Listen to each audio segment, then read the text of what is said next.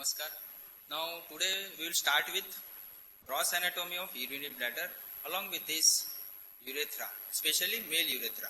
Now in this, first of all, we will see gross features. Location, where it is located, urinary bladder, it is located in pelvis, in adults. In male and in female, there is slight difference in relation with position of urinary bladder. In male, it lies anterior to rectum, but in female, it lies anterior to vagina, or you can say upper part of vagina and cervix. But in infant or child, this neck of urinary bladder lies at the level of upper margin of pubic symphysis. In adult, same thing, neck of bladder. What is neck? We will see later on. But it is lower part of, at present it is lower part of urinary bladder. Now in this neck of bladder lies at the lower margin, at the level of lower margin of pubic symphysis in adults. But in adult, this urinary bladder is pelvic organ. And in infant or child below 4 years, it is abdominopelvic organ. In relation with this urinary bladder, if you see shape of this urinary bladder, especially as it is urinary bladder contains urine, therefore shape changes when it is without urine and it is full with urine. Shape of urinary bladder in relation when it is empty, shape changes. It shows margins and surface perfectly, or you can define margins and surfaces. When empty, it is tetrahedral in shape, but when it is full with urine, it is ovoid in shape. Now, when it is full in adult, it becomes now abdominopelvic organ. But when it is empty, it is totally pelvic organ and shape is tetrahedral. If we see capacity of urinary bladder, it is in adult mainly. Now we will see all these things in relation with adults. In adults, it is near about 120 to 320 milliliter. This is average. But if you see in between these two, we want to take one figure, it is near about 250 ml of urine. This is capacity of urinary bladder. Now in relation with this, there is one sensation or feeling of fullness of bladder. In adult, this feeling of fullness of bladder starts near about when there is 100 to 150 milliliter of urine in urinary bladder, this sensation will start. Then, after that, if again more urine get collected, it can collect, or there is more urine can be get collected here, and again it can expand up to anatomical capacity of urinary bladder. What is anatomical capacity? It is near about 800 ml to 1 liter. After that means whenever this reaches, person cannot control micturition. It is uncontrolled. This is anatomical capacity, or you can say just before this bursting of urinary bladder. This is impossible, but this is anatomical capacity of urinary bladder. Now up to this 800 ml, person can tolerate this pain sensation of fullness of bladder. But after that, it is impossible to tolerate, and there is evacuation of bladder. Now, in relation with external features of this empty urinary bladder, there is presence of apex, base, now surfaces, superior surface to infralateral surfaces, and below lower part is neck. Now you can see here, in relation with this anterior part, it indicated by here this cursor. Now this is apex. This is the pointed anterior part of this urinary bladder. Apex. Now posteriorly there is base. There is base. This is in relation with posterior aspects of this urinary bladder. As it is empty urinary bladder, its shape is tetrahedral. Now superior surface, this is upper surface of this urinary bladder. Now this one is infralateral surface. Two infralateral surface, superior surface, apex and base. Now these are surfaces, apex, base, superior surface and two infralateral surfaces. In relation with this, now borders, you can see there is presence of, now this one is anterior border. Now these are two lateral borders and this one is posterior border. Now anterior border, it will separate, anterior border will separate two infralateral surfaces. Now posterior border, it is in relation with posterior aspect. Now this posterior border will separate superior surface from base. And now here two lateral borders. Now you can see two lateral borders. These two lateral borders will separate superior surface from infralateral surfaces. Now these borders and surfaces. Now this one is empty bladder. In relation with this, in relation with base, there is presence of two ureters opening. Two ureters opens here in relation with upper aspect of this base. And as base is posterior, location of base is posterior. Now below, lower aspect, or you can say near lowermost part of this bladder, there is presence of neck of urinary bladder. Now in relation with this neck, what start? There is the starting point of this urethra. Now here you can see location of urinary bladder in male and in female. In male you can see here, this is location of urinary bladder anteriorly. Now anterior, what lies there? There is presence of body of pubis and pubic symphysis. Now in relation with posterior aspect of this urinary bladder, or you can say in relation with this base of urinary bladder, there is presence of rectum.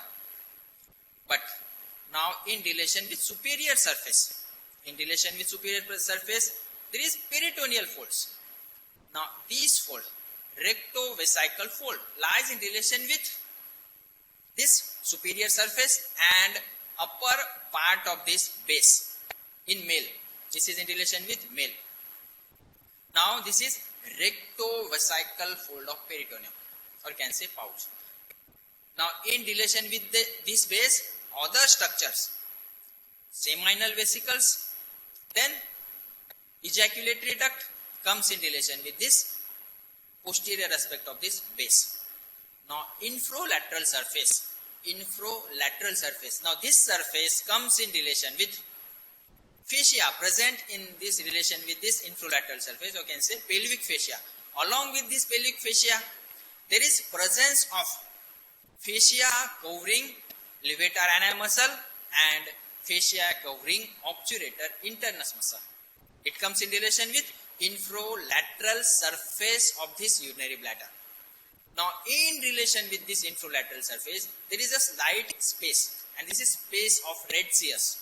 What is this space of Retzius? It is a small space which lies in relation with infralateral surface of urinary bladder, where it is in between anterolateral wall of pelvis and infralateral surface of this urinary bladder. This is a small space of Retzius, and it will provide a space for expansion of urinary bladder. For what? When there is collection of urine, naturally this urinary bladder will expand, and this space of Retzius will provide space for this expansion of urinary bladder. Now in relation with this, you can see lower part, neck of urinary bladder. In male, it comes in relation with prostate. This is about in male. Now you can see here in female there is difference. Same thing, infralateral surfaces comes in relation with pubic symphysis, body of pubis and this space of Retzius, infralateral surface. Also in relation with this, fascia covering levator ani and obturator internus. But there is difference in relation with structures in relation with base of this urinary bladder. Which structures comes here? Now in relation with this base of urinary bladder, there is presence of anterior wall of upper part of vagina along with this part of cervix in female. Therefore, urinary bladder lies anterior wall of vagina and cervix. Now here there is presence of again one peritoneal fold in relation with superior surface. Which fold? There is one fold, uterovesical fold of peritoneum. Now this is difference between posterior relations of urinary bladder in male and in female. Again, one additional difference in relation with neck of urinary bladder means lower aspect of urinary bladder, there is no prostate in female. Therefore, in male, in relation with neck of urinary bladder, there is presence of prostate gland. But in female, there is no prostate. There is direct, it is the one starting point of this urethra in female. Now this is about gross anatomy of urinary bladder. Now we'll see in detail. Now you can see here prostate in relation with this neck of urinary bladder. Now as it is a pelvic organ, it needs support. There are different types of supports in relation with this urinary bladder. True and false. First, how true supports are formed? Now these true supports are formed by condensation of this pelvic fascia along with some smooth muscle fibers in these ligaments. These ligaments are forming true supports of this urinary bladder. Now these true supports are near about 9 in number. How? True first, median umbilical ligament, then 4 puboprostatic ligament in male. Prostate is present in male, therefore puboprostatic ligament in male. Instead of this prostatic, there is pubovesical ligament in female. These are 4 in number. 1 median umbilical ligament, 4 puboprostatic ligament or pubovesical ligament. Now, median umbilical ligament, you can see here location. I am showing with the help of my fingers. Median umbilical ligament, 4 puboprostatic ligament, now 2 lateral ligaments and 2 posterior ligaments. Now these are total 9 in number. These are true ligaments. Now in addition to this, some false ligament. False ligament actually will not provide any support, functional support, but these are presence, there is some peritoneal folds present in relation with this urinary bladder and forming false support of these ligaments of this urinary bladder. One median umbilical fold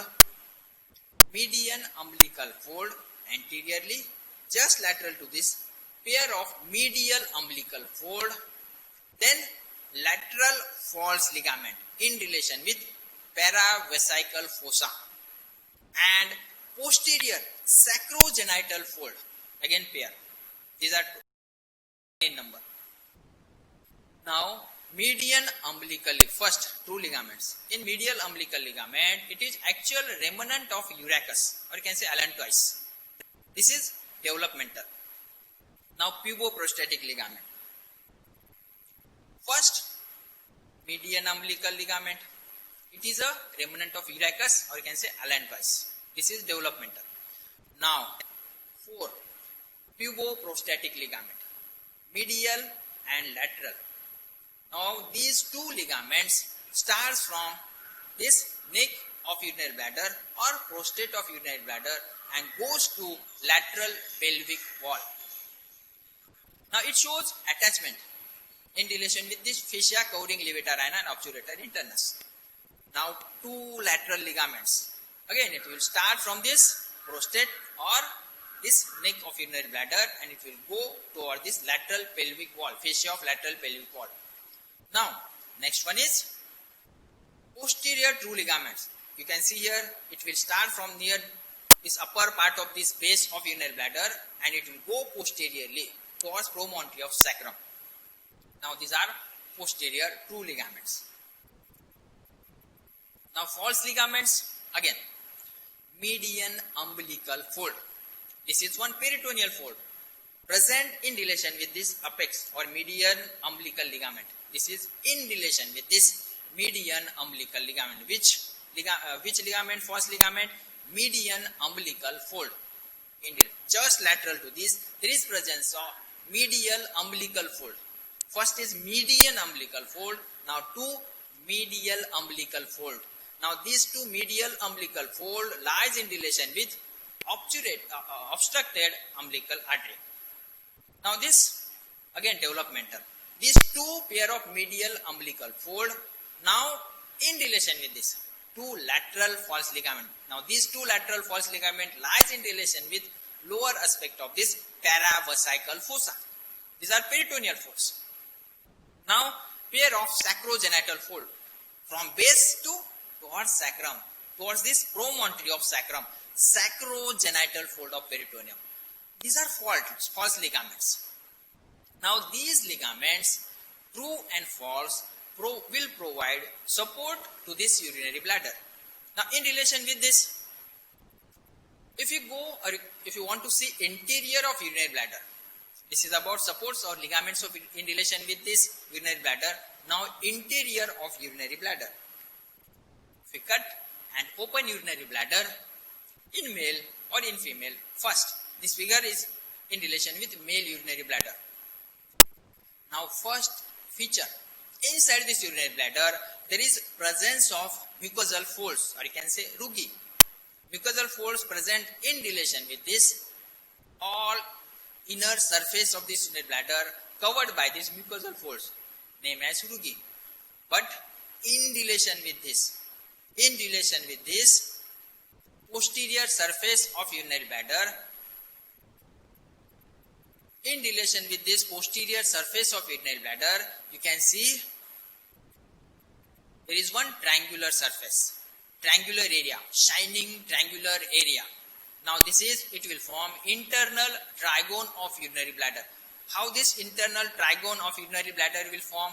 Now it is an equilateral triangle. How it forms? Base of this triangle is formed by one interureteric crest or line in between two openings of ureter. Now apex is formed by lines joining ureter to this opening, internal urethral opening of this bladder. Now this is triangular area, and this triangular area, it is developmentally different as compared to remaining part of this urinary bladder. And this internal trigone will form shining area, and there is no rugae or mucosal folds in relation with this trigone. And in this relation with this trigone, there is slight change in relation with these layers of urinary bladder. There is no submucosal layer present in this internal trigone of urinary bladder. How? First layer is mucosal layer, then no submucosal layer. There is muscle of Bell. Second layer is muscle of Bell. Third is one sheet of Waldear's fascia, and outermost layer. It is formed by muscular layer, or can say detrusor muscle. Now these four layers, transitional epithelium, then no submucous layer. Instead of this, there is muscle of Bell, then Waldear's fascia, and outermost is muscular layer of this detrusor muscles. Therefore, this one is difference. If you see in relation with this wall of urinary bladder, there are different layers: serous, muscular, then submucosal and mucosal layer. Now serous layer is formed by peritoneal coverings. Mainly these peritoneal folds are covering in relation with superior surface and upper aspect of this base of urinary bladder. This is about serous layer. Now muscular layer. In relation with this urinary bladder, muscular layer is present in the form of outer longitudinal layer, middle circular layer, and inner longitudinal layer. Means inner longitudinal, circular, outer longitudinal. Longitudinal layers like this. Then circular layer like this. And again longitudinal layer like this. This is about these three layers, muscular layers present in this wall of urinary bladder. These longitudinal layers goes downward in relation to this internal urethral opening near this lower part of this, or you can say neck of urinary bladder. And this will form U-shaped loops in relation with this opening of this urethra, internal urethral opening, and it will form one sphincter vesicae. Now in relation with this, again, now circular muscle, it is a middle layer of this muscular layer. Then submucosal layer, it is formed by loose areolar tissue, and mucosal layer, it is innermost layer, and it is formed by transitional epithelium. What is special structure in relation with this transitional epithelium? Surface cells of this transitional epithelium, cytoplasm of these surface cells of transitional epithelium in relation with this urinary bladder can expand. Cytoplasm can expand and it will form umbrella-like structure, and margins of these cells are tight, connected by tight junctions. Therefore, during expansion of urinary bladder, cell will expand. Only cytoplasm will expand. Therefore, it will form continuous o-ring, transitional epithelium. This is about this innermost layer. Therefore, urinary bladder is covered by transitional epithelium. Now you can see here, this is trigone, internal trigone of urinary bladder. These are two openings here, inside inner openings of urethral openings present inside, and lower aspect, it is presence of internal urethral opening. Now, arterial supply, venous, drainage, lymphatic drainage. Arterial supply of this urinary bladder comes from mainly superior and inferior vesical artery. Now, in female, inferior vesical artery is replaced by vaginal artery. In addition to this, small branches coming from obturator artery, inferior gluteal artery, and uterine artery also comes here. Venous drainage. Venous plexus mainly here forms in relation with infralateral surface of urinary bladder, and it will go towards prostatic plexus, and again in relation with posterior ligament of urinary bladder, this venous plexus will drain into internal iliac veins. Now lymphatic drainage, mainly external iliac group of lymph nodes. These external iliac group of lymph nodes are divided into anterior group, posterior group, and intermediate group. Anterior, intermediate, and posterior group of external iliac group of lymph nodes. This is about lymphatic drainage. Now, nerve supply. How?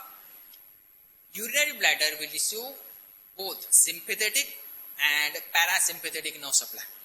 Sympathetic nerve supply mainly comes from nerve cells of T11 to L2 segments of spinal cord. Now this one, parasympathetic nerve supply, comes from Layton Hall cells of the S2, 3 and 4, sacral, 2nd, 3rd and 4th segments of spinal cord. Sympathetic nerve supply mainly comes, or it passes through superior hypogastric plexus, and postganglionic nerve fiber passes through these ligaments, and then it will get related to wall of this urinary bladder and neck. In relation with neck, there is presence of sphincter vesicae, or you can say internal urethral sphincter. Now, sympathetic nerve supply, it is mainly for storage. How? If there is sympathetic nerve supply, what happens? Internal urethral sphincter get contracted and muscle will get relaxed. That's for storage of urine, sympathetic nerve supply. Parasympathetic nerve supply. In relation with parasympathetic nerve supply, what happens? Now these nerves are nerve supply coming from this S2, S3 and S4 passes through pelvic splanchnic nerve, and it will get related to this wall of urinary bladder and neck of urinary bladder. Now if there is parasympathetic stimulation, what will happen? There is contraction of this detrusor muscle and relaxation of sphincter. This is nerve for evacuation of urinary bladder. This is about nerve supply. Now, in relation with this, some senses of these pain sensations, then sense of distension of urinary bladder, how it passes. First, sense of distension of urinary bladder, these sensation passes through this fasciculus gracilis, then it will pass through internal arcuate fiber, then it will pass through medial lemniscus to thalamus, from thalamus to paracentral lobule. Then pain sensation of this full urinary bladder will pass through lateral spinothalamic tract, then it will relate to thalamus, and from thalamus to paracentral lobule.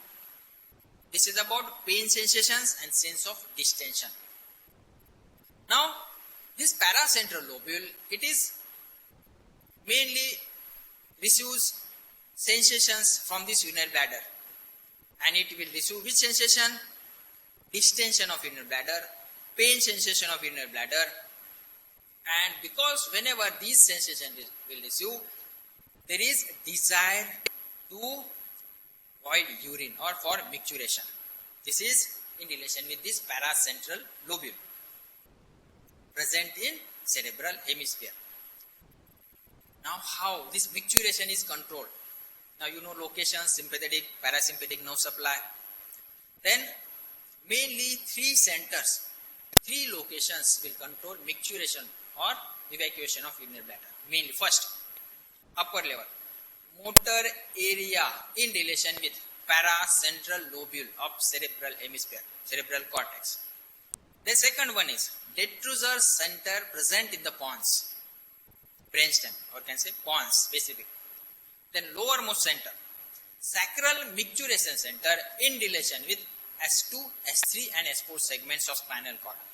Therefore, three centers, remember this, first, second and third. First, paracentral lobule, second, detrusor center in pons, and third one is sacral micturition center present in S2, S3 and S4 segment of spinal cord. Now, connect these three, cerebral hemisphere or can say paracentral lobule to detrusor center in pons. This will form loop 1. Now again, from this detrusor center to sacral micturition center, it will form loop 2. From sacral micturition center to urinary bladder, it will form loop 3. Now this loop 1, loop 2 and loop 3. These are important connections, afferent and efferent fiber both present in this.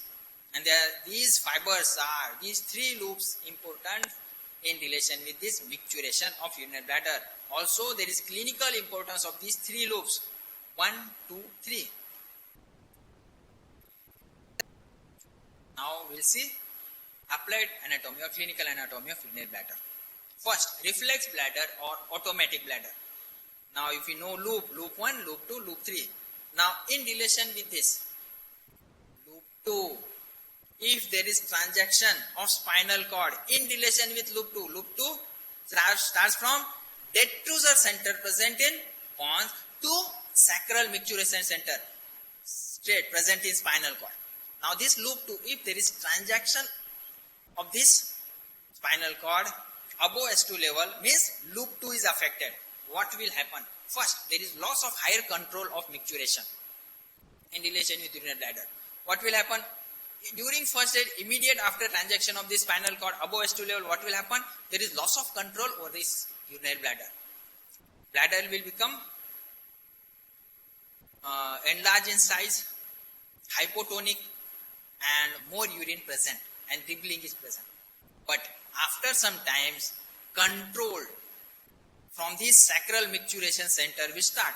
This sacral micturition center will control this urinary bladder, and whenever this control start, regaining this control over this bladder by this sacral micturition center, what will happen? This bladder will become hypertrophied with reduced capacity, and this is automatic bladder, means now it is controlled by sacral micturition center. Now second, atonic bladder. Atonic bladder. Now if you know loop 3 from sacral micturition center to bladder, this is loop 3, and now in this loop two fibers, afferent and efferent. If afferent fibers present in this loop 3 will get affected, what will happen? Sensation coming from urinary bladder towards the sacral micturition center will get affected. And what is the effect of this? Bladder will become distended, thin-walled and hypotonic. Distended, thin-walled and hypotonic. And there is overflow incontinence. More urine is present, therefore overflow incontinence. This is atonic bladder.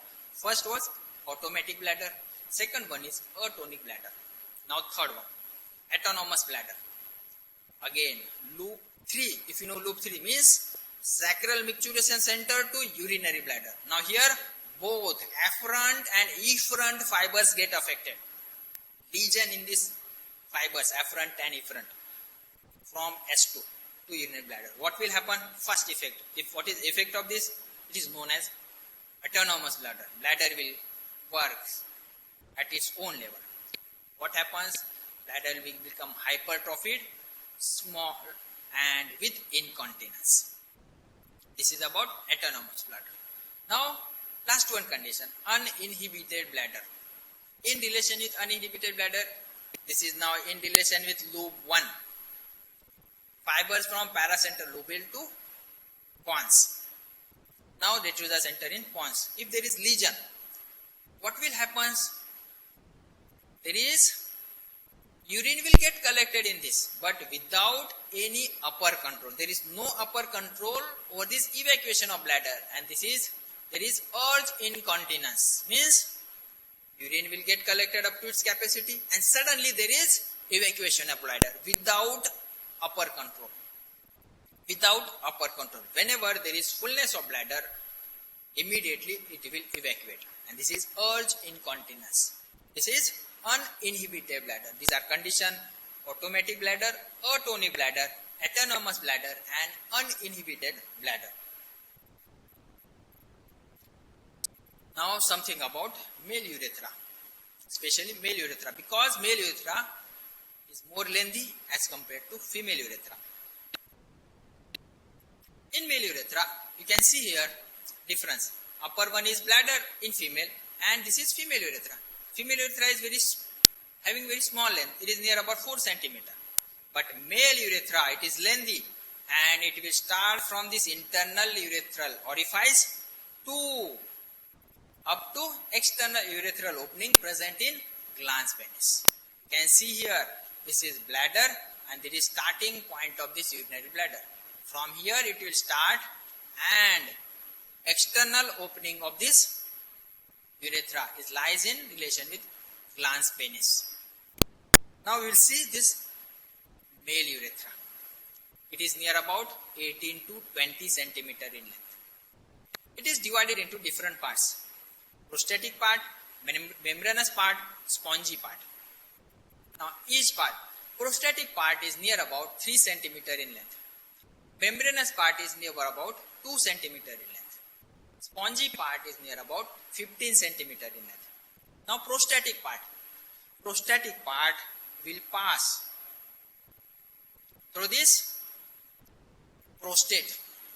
Okay, you can see this is urinary bladder and this one is prostate. Now this is prostatic part of male urethra. It will pass through this. Now this is entry of this internal urethral orifice. Entry of this urethra in prostate at the junction of anterior 1/3 and posterior 2/3 part of this base of prostate. Now this is about 3 cm in length. In this, now it passes through this prostate. Now in relation with this, there are some openings in relation with posterior wall of this prostatic urethra. Now you can see here, this is posterior wall of this prostatic urethra and this is prostate. Now in relation with this, there is presence of one elevation. You can see here. Now this elevation, vertical mucosal fold, it is known as urethral crest. Vertical mucosal fold present in relation with posterior wall of prostatic urethra, it is known as urethral crest. Now inside this urethral crest, there is a round again elevation, and this round elevation is known as colliculus seminalis. Now in relation with this colliculus seminalis, there is presence of some openings. Centrally there is one single opening of prostatic utricle. What is prostatic utricle? It is a small extension of this opening into prostate posteriorly. This is prostatic utricle. Some mucous glands present in this, or prostate present in this prostatic utricle. Now just in relation with this prostatic utricle, on both sides there are two openings, ejaculatory ducts. Now this will provide opening of this common ejaculatory ducts. This common ejaculatory duct formed by joining seminal vesicles and vast difference in male. Now it opens inside this ejaculatory ducts or ejaculatory opening just on both sides of this prostatic utricle. Now there is one depressed line just lateral to this on both sides. Prostatic sinuses. These are small pouches present in relation with this. It will contain, or it is mainly part of this prostate. It will contain some mucus gland. These are features present in relation with posterior wall of this prostatic urethra. Now this prostatic urethra, and which features present in this? Urethral crest, colliculus seminalis, and in this colliculus seminalis there are some opening present, of which prostatic utricle, ejaculatory ducts and prostatic sinuses. If we see transverse sections of this urethra, I will cover remaining part of this, but at this level I want to identify size, shape of this urethra, or want to describe this shape of this urethra in relation with each part, prostatic part, membranous part and spongy part. Now in relation with prostatic part, transverse section, opening, or you can say this interior of this urethra, it is crescentic. Now it is crescentic, having convexity anteriorly. It is like this. Now this convexity anterior, it is crescentic, present in prostatic part. But in membranous part, it is stellate or star shape, having star shape margins in membranous part. Now in spongy part, we divide this in relation with bulb of penis, it is transverse slit, or you can say body of penis or penile part, it is transverse slit. And in relation with external urethral opening, it is a sagittal slit in relation with glans penis. This is about this internal shape of this urethra in relation with different parts, prostatic, membranous and spongy part of urethra shapes.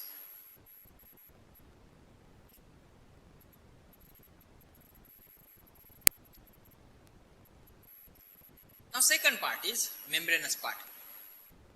Now in relation with this membranous part passes through this urogenital diaphragm, and in relation with this perineal membrane, it will penetrate this perineal membrane and it will continue as a spongy part of urethra. It is a less dilatable part, and this part is covered by external urethral sphincter or muscles controlling, or can say for voluntary control of this micturition. External urethral sphincter is present in relation with this. Now muscles also for this is present in this in relation with this membranous part. Now it will penetrate this perineal membrane, and this opening is near about 3.5 to 4.5 centimeter just posterior to this inferior margin of pubic symphysis. Now after this spongy part, it is having different part. This spongy part will pass through this bulb of penis, body of penis, glans penis, and then now it will open exteriorly. It is about 16 centimeter in length, and it lies in corpus spongiosum of penis in relation with lower aspect of this penis, in relation with corpus spongiosum of penis. Now in bulbar part, there is one dilatation. Also same dilatation present in relation with this terminal part, or can say in relation with the glans. This is known as navicular fossa or terminal fossa. Or dilatation present in this bulbar part, bulb of penis is bulbar fossa. It will pass through this bulb of penis, body of penis, glans penis, and then now opens externally with the help of external urethral orifice. If we see layers of this present in relation with urethra, there is presence of innermost covering is epithelium up to colliculus seminalis. Up to colliculus seminalis, there is presence of transitional epithelium. Then colliculus seminalis to navicular fossa, there is presence of stratified columnar type of epithelium. And remaining part of this urethra, mainly present in glans penis, it is covered by a stratified squamous type of epithelium. Wall of this urethra, it is covered by circular and longitudinal muscle fibers. Inner layer is longitudinal, outer is circular. And two types of sphincters present in relation with this urethra, internal and external sphincter. Internal sphincter, which is present in relation with neck of urinary bladder, or you can say innermost opening in relation with this bladder, and then external sphincter present in relation with this urogenital diaphragm, are known as this sphincter urethrae. Now, arterial supply. Mainly inferior vesicle, middle rectal. In addition to this, branches coming from internal pudendal and artery to the bulb of penis. One branch coming from artery to the bulb of penis. This is arterial supply of this male urethra. Venous drainage, same veins present here in relation with arteries will drain into again this prostatic plexus and will drain into these veins, internal iliac veins. Lymphatic drainage. External iliac, internal iliac lymph nodes from prostatic and membranous part. Also some part of this spongy urethra. Lymphatic drainage into external and internal iliac group of lymph nodes.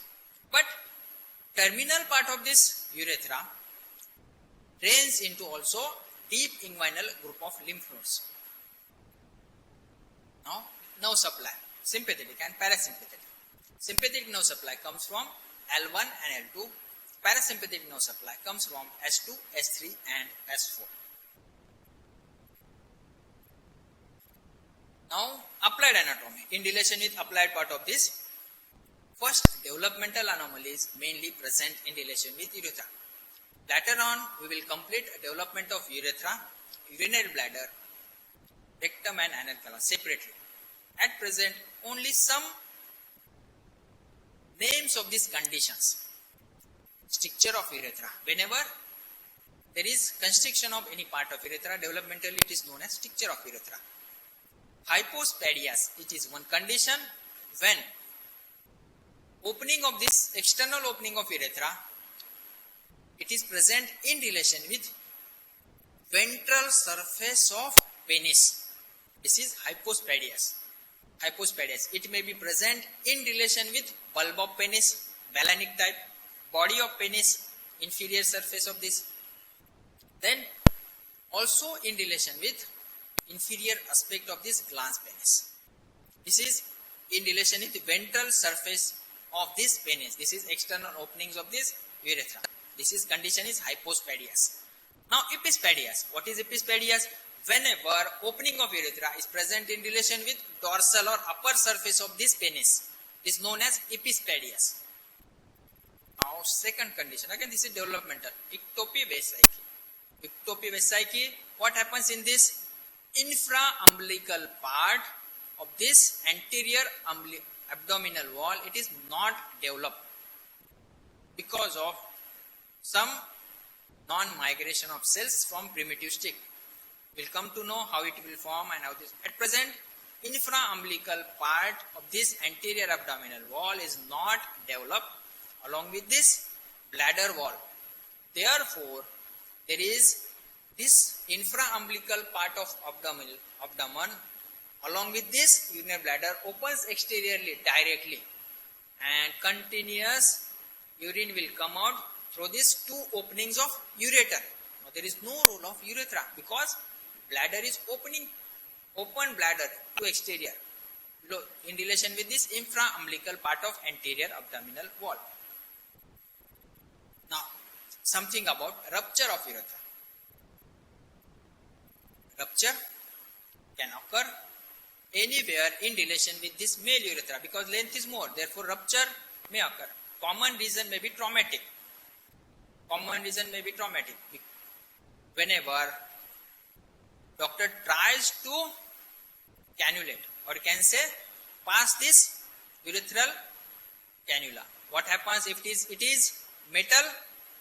It may go towards wrong side and it may form a wrong channel and there is rupture of urethra anywhere in relation with spongy part membranous part or prostatic part.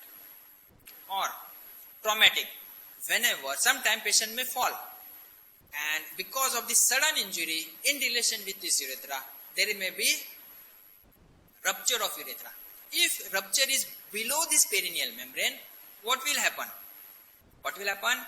Urine will come out and it will pass just below this perineal membrane in relation with superficial perineal pouch, and it can go up to deep to fascia of penis, deep to dartos muscle of scrotum.